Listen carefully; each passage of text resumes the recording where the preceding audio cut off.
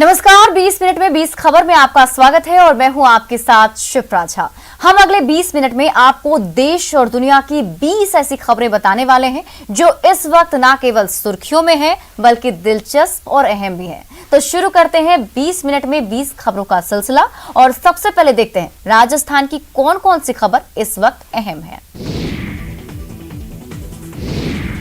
डूंगरपुर जिले के सागवाड़ा में बोहरा समुदाय के लोगों को नियम तोड़कर भीड़ जमा करना महंगा पड़ गया और पुलिस ने इन्हें दौड़ा दौड़ा कर इतना पीटा कि इनके होश ठिकाने आ गए। बताया जा रहा है कि किसी विवाद को लेकर बोहरा समुदाय के 400 से ज्यादा लोग जमात खाने में जमा हो गए थे। इसकी जानकारी जैसे ही पुलिस को मिली वो वहां पहुंच गए। पहले तो पुलिस वालों ने इन्हें तुरंत जगह खाली करने की चेतावनी दी, लेकिन जब ये लोग नहीं माने तो फिर पुलिस वालों ने जबरदस्ती इन्हें बाहर निकालना शुरू कर दिया और इस दौरान जिसने भी हेकड़ी दिखाई उस पर पुलिस वालों ने लठ बरसाने में देर नहीं की। खास बात यह है कि यहाँ जमा हुए लोग ना तो सोशल डिस्टेंसिंग का पालन कर रहे थे और ना ही मास्क लगाए हुए थे। साथ ही ये लोग किसी बात पर आपस में बहस भी कर रहे थे। देश के दूसरे हिस्सों की तरह प्रदेश में भी ईद के मौके पर मस्जिदों में सन्नाटा पसरा रहा। सरकार की कोरोना गाइडलाइंस और मौलानाओं की अपील पर करीब करीब सभी मस्जिदों में 5 या उससे कम लोगों ने नमाज अदा की। पूरे रमज़ान ही हमने सोशल डिस्टेंसिंग का जो भी गाइडलाइन थी उसकी पूरी पालना की गई है और यही जुमा और आज ईद के दिन भी वही हमने सिस्टम रखा है ताकि क्योंकि जिस बीमारी से हम जूझ रहे हैं, जिस वायरस से, तो उससे किसी तरह से उस चैन को तोड़ा जाए।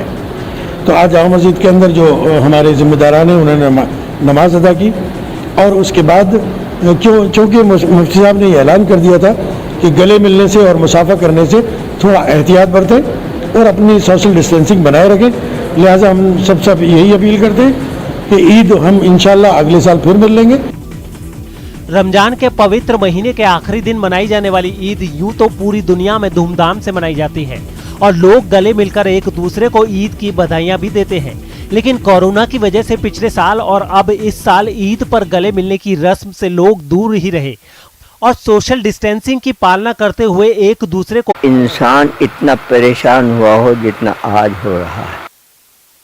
खास बात यह है कि लॉकडाउन की वजह से ज्यादातर लोगों ने ईद मुबारक के लिए फोन और सोशल मीडिया का सहारा लिया। सीएम अशोक गहलोत और प्रधानमंत्री मोदी ने भी ट्वीट के जरिए लोगों को ईद की बधाई दी है।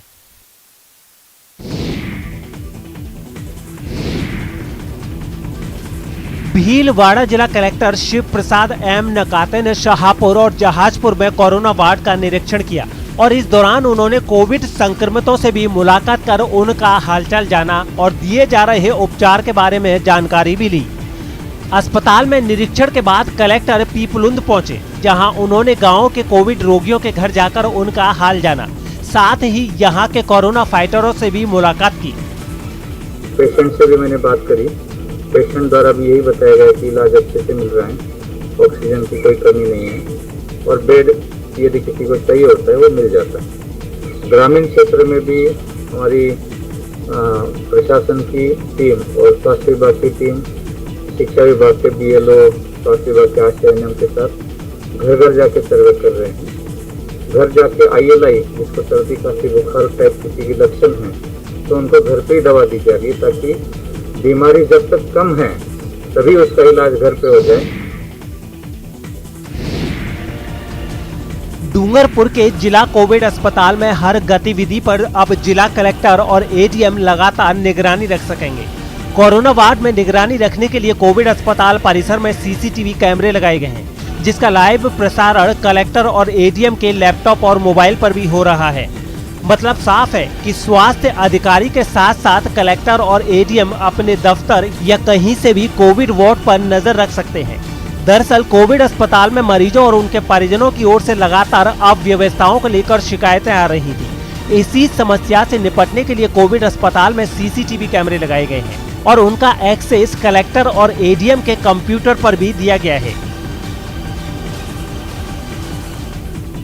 जिला अस्पताल के सहयोग से वहाँ पर सभी वार्ड्स में, सैंपलिंग एरिया में, आइसोलेशन में, हेल्प डेस्क पे सभी जगह पर कैमरे स्थापित किए गए ताकि कई बार शिकायतें भी होती है कि अटेंड नहीं किया जा रहा है या डॉक्टर्स का राउंड नहीं लिया जा रहा, तो उसको मेरे स्तर पर, ADM के स्तर पर व मेडिकल कॉलेज प्रिंसिपल पीएमओ वो भी अपने स्तर पर इसको देख भी सकते हैं, और इसमें अगर ऐसी कोई चीज़ हमारे नोटिस में आती है तो हम उस पर करेक्टिव मेजर्स भी लेते हैं। कोरोना संक्रमण के बढ़ते खतरे को कम करने के लिए लगाए गए लॉकडाउन में दौसा पुलिस ड्रोन से वैसे लोगों पर निगरानी रख रही है जो लोग बेवजह घरों से बाहर निकल रहे हैं और यार दोस्तों के साथ तफरी में व्यस्त हैं। दरअसल दौसा में काफी समझाने और सख्ती के बाद भी लोग घरों से बाहर निकलने से बाज नहीं आ रहे हैं। ऐसे में पुलिस ने ड्रोन से निगरानी का फैसला किया है। बताया जा रहा है कि ड्रोन के जरिए पुलिस गलियों में एकत्रित होने वाली भीड़ का पता लगा रही है और जैसे ही पुलिस को कहीं भीड़ नजर आती है तो वहां पहुंच जाती है और उन पर कार्रवाई करती है। कोरोना संक्रमण को रोकने के लिए प्रदेश भर में लॉकडाउन जारी है। लॉकडाउन को सफल बनाया जाए, इसी के लिए दौसा में ड्रोन से निगरानी रखी जा रही है। ये दौसा का गांधी सर्किल है और यहाँ पर ये ड्रोन लगाया गया है। ड्रोन के माध्यम से जो पुलिस के अधिकारी हैं और जो पुलिस के कर्मचारी हैं वो दिन भर मॉनिटरिंग करते हैं ताकि जो लॉकडाउन है लॉकडाउन सफल हो सके। हमारे साथ दौसा के डीएसपी दीपक शर्मा जी हैं। सर, किस तरह से निगरानी रखी जा रही है, उद्देश्य क्या है? इसमें यही है कि जो ड्रोन द्वारा कई ऐसी जगह हैं जहाँ पे कि बार बार जाना पॉसिबल नहीं है, तो ड्रोन द्वारा उन इलाकों को देखा जा रहा है और जैसे ही लगता है उनमें भीड़ भाड़ है तो वहाँ तुरंत यहाँ से हम हमारा जाब्ता रवाना करते हैं और उस जगह पे लोगों को जाके समझाइश करते हैं और कार्रवाई करते हैं। आशीष शर्मा, न्यूज़ 18 दौसा।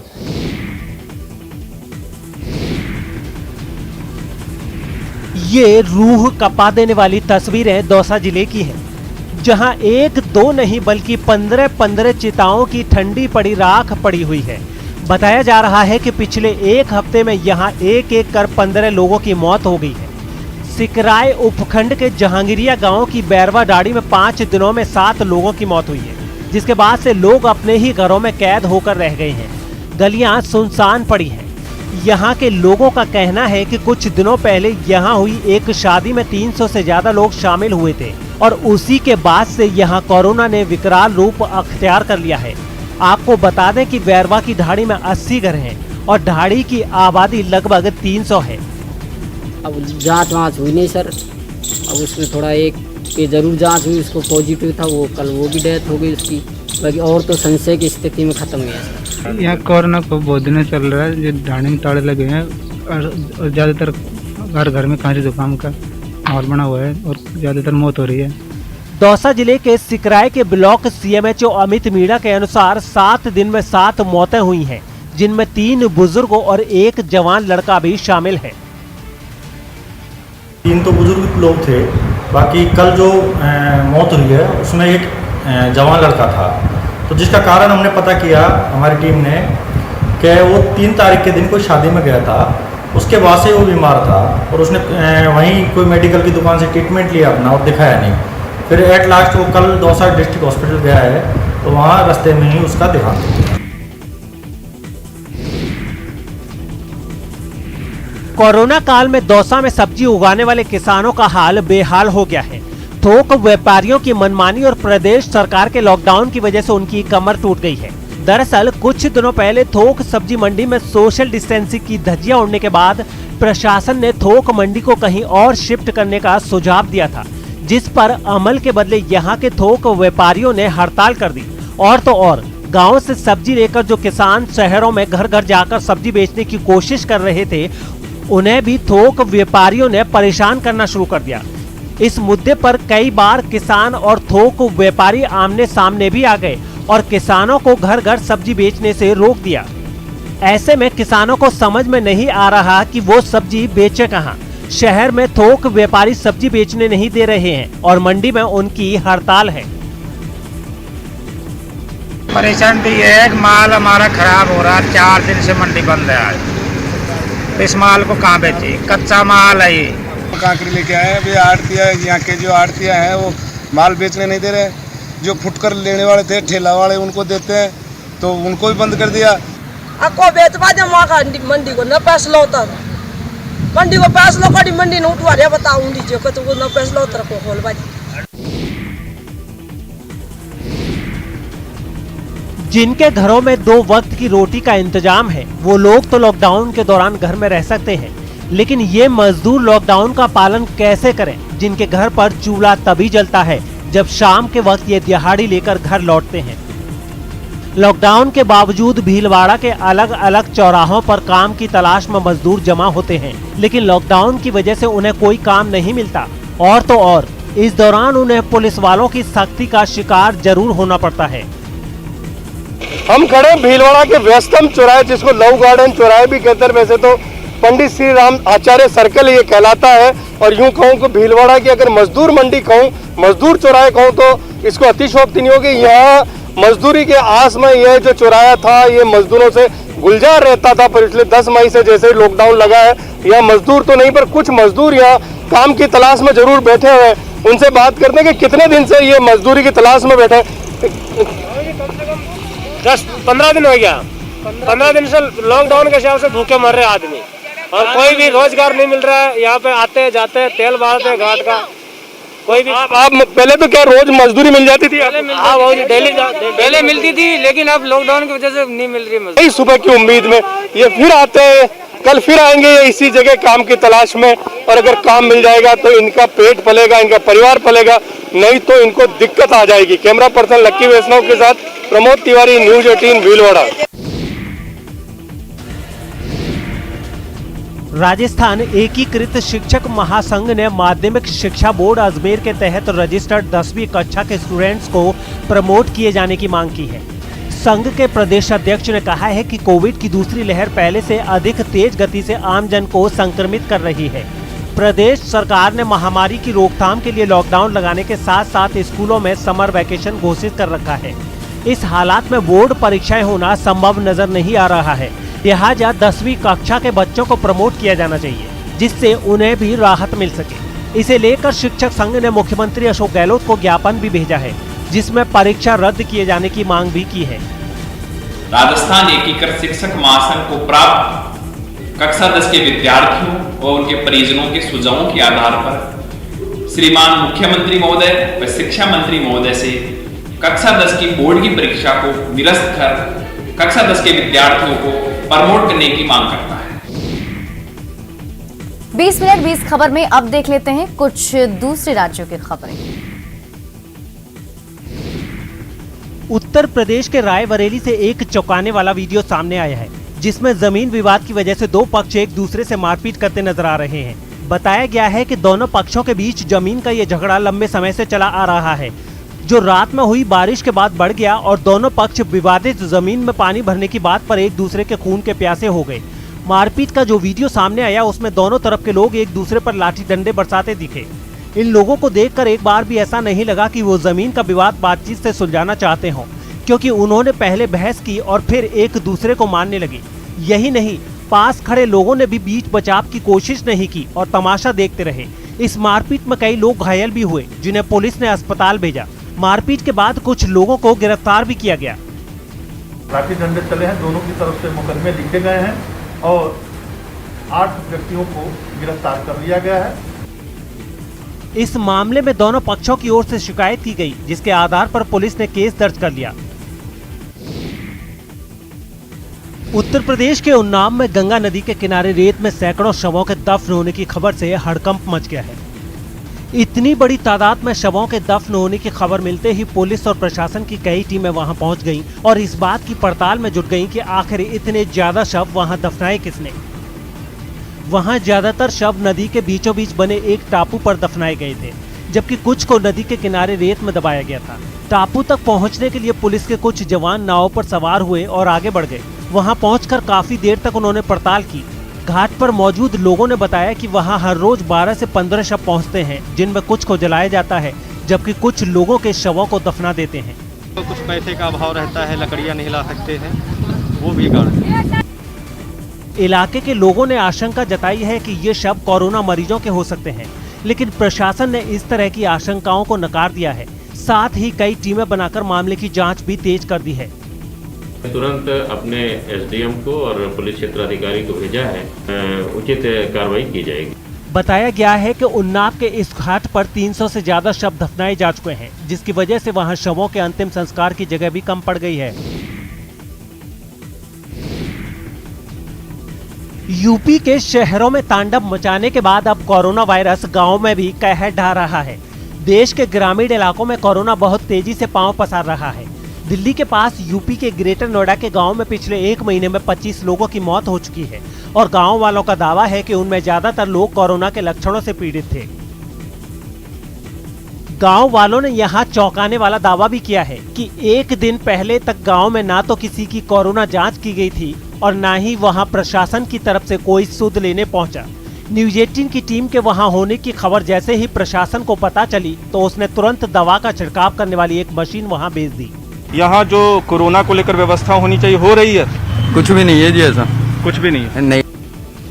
इतना ही नहीं, कुछ देर बाद तो ग्रेटर नोएडा अथॉरिटी के सीईओ नरेंद्र भूषण भी खुद वहां पहुंच गए। उन्होंने दावा किया कि गांव में कोरोना से बचाव के सभी कदम उठाए जा रहे हैं, लेकिन गांव के लोगों ने उनके सामने ही सारे दावों को गलत ठहरा दिया। कहाँ जा रहे हैं आप लोग? सर हम सारे गाँवों में जा रहे हैं, ग्रेटर नोएडा में आस-पास रहना है। बताया गया है कि इस गांव में पहली बार 1 दिन पहले 100 लोगों की जांच की गई थी, जिसमें 5 लोग कोरोना पॉजिटिव पाए गए थे।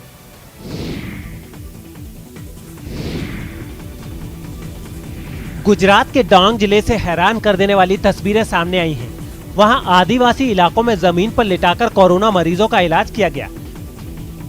आरोप है कि इन इलाकों में कोई डॉक्टर नहीं है और सरकारी अस्पताल भी कई किलोमीटर दूर है और इसके अलावा स्वास्थ्य केंद्रों में सुविधाओं की भी भारी कमी है, जिसकी वजह से कोरोना मरीजों को जमीन पर लिटाकर उनका इलाज किया गया। वहां से जो तस्वीरें सामने आई उनमें एक तस्वीर में कोरोना मरीज पेड़ों के नीचे लेटे दिखाई दिए। हालांकि उन्हें एक दूसरे से दूर रखा गया था, लेकिन मरीजों के घर वालों के साथ कई लोग आसपास खड़े दिखाई दिए।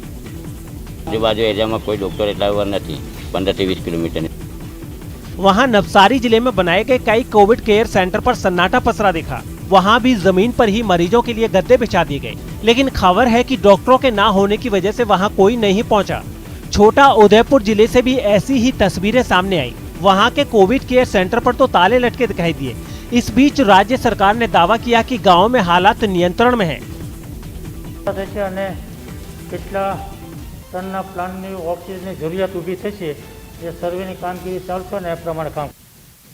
खबर है कि कुछ जिलों के गांवों में डॉक्टर हफ्ते में 2 से 3 घंटे के लिए ही इलाज करने जाते हैं।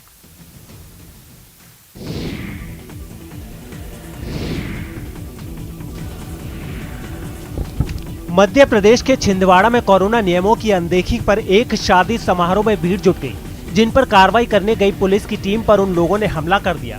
आरोप है कि उस शादी में करीब 200 लोग शामिल हुए थे, जिसकी सूचना मिलने पर कुछ पुलिस वाले वहां पहुंचे, लेकिन शादी में शिरकत कर रहे लोगों को ये पसंद नहीं आया और उन्होंने बिना कुछ सोचे समझे पुलिस वालों की गाड़ी को घेर लिया और उन पर डंडों से हमला करने लगे।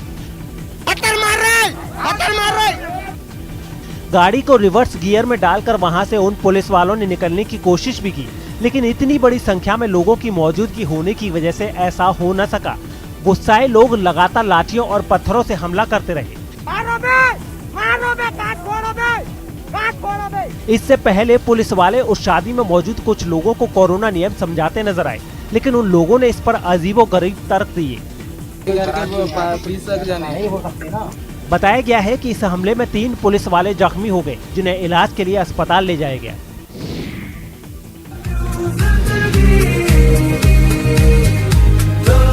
कोरोना काल में जो लड़की उम्मीद की मिसाल बन रही थी, जिस लड़की ने लोगों को ऊपर वाले पर भरोसा करने का संदेश दिया था, जिस लड़की ने कहा था परिस्थितियां कितनी भी विकट क्यों ना हो, उम्मीद कभी छोड़नी नहीं चाहिए, वो खुद दुनिया छोड़कर चली गई है। कोरोना की वजह से उसकी मौत हो गई है।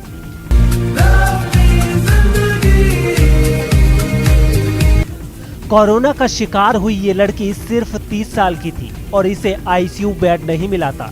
युवती एनआईवी के सपोर्ट पर थी।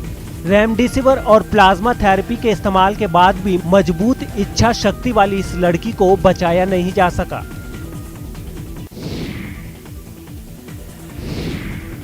अरब सागर में आने वाले टाउटे तूफान की आशंका को देखते हुए मछुआरों को समंदर में न जाने की चेतावनी दी गई है। मौसम विभाग ने 16 मई तक साल के इस पहले चक्रवाती तूफान के आने की संभावना जताई है, जो आने वाले दिनों में महाराष्ट्र, गोवा, केरल, गुजरात, लक्षद्वीप और कर्नाटक के तटीय इलाकों में तबाही मचा सकता है। इस खतरे की आशंका को देखते हुए कोस्ट गार्ड ने समंदर में जाने वाले मछुआरों को अभी से आगाह कर दिया है। साइक्लोन वार्निंग है, साइक्लोन वार्निंग, वेदर खराब होने वाला है, जल्दी हार्बर में जाओ, लौटो वापस। कोस्ट गार्ड ने अपने छोटे विमानों के जरिए भी समंदर में मछुआरों को अलर्ट किया ताकि वो जल्द से जल्द सुरक्षित जगहों तक पहुंच जाएं। संभावना है कि ये तूफान 20 मई को गुजरात के तटीय इलाकों से टकरा सकता है, जिसका असर वहां के जामनगर और कच्छ इलाके में देखने को मिल सकता है।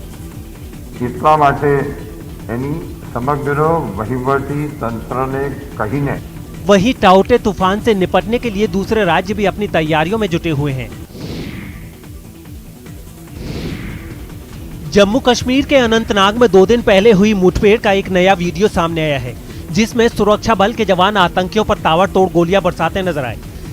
11 तारीख को हुई इस मुठभेड़ में लश्कर-ए-तैयबा के 3 आतंकी मारे गए थे, जिनके खात्मे से ठीक पहले का वीडियो अब सामने आया है। वीडियो में वो मकान आग की लपटों से घिरा नजर आया, जिसके अंदर तीनों आतंकी छिपे हुए थे। जब सुरक्षा बल के जवानों ने फायरिंग तेज कर दी तो उस मकान से एक आतंकी ने भागने की कोशिश की। इससे पहले कि वो जंगल में घुस पाता, जवानों ने उसे भी ढेर कर दिया।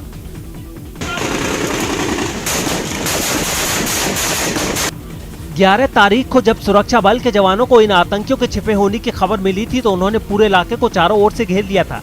जवानों की इसी मुस्तैदी की वजह से लश्कर-ए-तैयबा के तीनों आतंकियों को मार गिराने में कामयाबी मिली थी। और अब देख लेते हैं कुछ अंतर्राष्ट्रीय जगत की अहम खबरें। मध्य अमेरिकी देश ग्वाटेमाला में पकाया ज्वालामुखी से चौंका देने वाला एक वीडियो सामने आया है। यहाँ अंगारों के बीच पिज्जा पार्टी होती नजर आई। फरवरी में फटा ये ज्वालामुखी प्रशासन के लिए जी का जंजाल बन गया है, लेकिन वहाँ एक आदमी ने आपदा को ऐसा अवसर बनाया कि उसकी चांदी हो गई। वहाँ से आई तस्वीरों में सैकड़ों फीट की ऊंचाई पर कुछ लोग पिज्जा से पेट पूजा करते नजर आए। वैसे तो वो ज्वालामुखी से फूटते लावे के फव्वारे को देखने इतनी ऊपर आए थे, लेकिन वहाँ गर्मा गर्म पिज्जा खाने को भी मिल गया तो पर्यटकों का दिन बन गया। बताया गया है कि एक दिन शेफ को एक आइडिया आया और वो ज्वालामुखी पर पिज्जा पकाने चला गया। लावे की गर्मी में पके पिज्जा को चखकर वो उसके स्वाद का कायल हो गया। फिर तो उसने ज्वालामुखी पर अपना पिज्जा स्टॉल ही लगा दिया। वो लावे की नदी के बीचों बीच पिज्जा पकाता नजर आया। हालांकि ये खतरे से खाली भी नहीं, क्योंकि अगर गलती से पैर फिसला तो जान पर भी बन सकती है। खास बात यह है कि ग्वाटेमाला का ये ज्वालामुखी 3 महीने से वहाँ के प्रशासन के लिए सिरदर्द और पर्यटकों के लिए मस्ती का केंद्र बना हुआ है। जहां अब लावा और राख निकलने की रफ्तार कम हुई तो अकाउंटेंट का काम करने वाले एक आदमी ने वहां ज्वालामुखी के लावा पर ही पिज्जा बनाकर पर्यटकों को परोसा। अमेरिका के ओरेगन से रोंगटे खड़े कर देने वाली तस्वीरें सामने आई हैं। यहां एक आदमी समंदर में फंस गया था, जिसे हेलीकॉप्टर की मदद से वहां के कोस्ट गार्ड ने बचा लिया। इसके लिए जहाज के ठीक ऊपर मौजूद हेलीकॉप्टर से कोस्ट गार्ड की टीम का एक सदस्य नीचे उतरा, जिसके बाद समंदर के बीचों बीच फंसे उस आदमी को सुरक्षित हेलीकॉप्टर तक लाने के लिए रस्सी की मदद से एक स्ट्रेचर जहाज तक भेजा गया। उसी स्ट्रेचर पर उस आदमी को लिटाकर रस्सी से बांध दिया गया और फिर हेलीकॉप्टर में मौजूद कोस्ट गार्ड की टीम के एक दूसरे शख्स ने उसे ऊपर खींच लिया।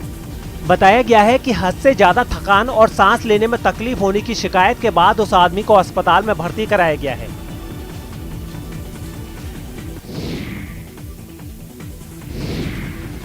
इजराइल और फिलिस्तीन के बीच छिड़ी जंग ने वहां यहूदी और अरब मुस्लिम समुदाय के लोगों की आंखों पर धर्म की ऐसी पट्टी बांधी है कि वो एक दूसरे के खून के प्यासे हो गए हैं।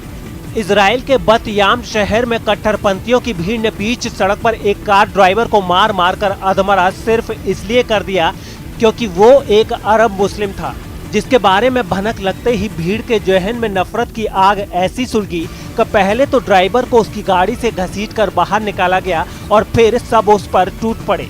कुछ ही देर में मार खा खाकर लहू में लथपथ वो ड्राइवर जमीन पर बेसुध पड़ा नजर आया, लेकिन तब भी खून खराबे पर उतारू भीड़ का मन नहीं भरा और एक लड़का उसके मुंह पर मुक्के मारता नजर आया।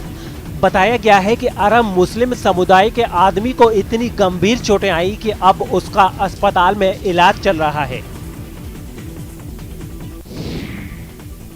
और 20 मिनट 20 खबर में अभी के लिए बस इतना ही, लेकिन न्यूज़ 18 राजस्थान पर खबरों का सिलसिला लगातार जारी है।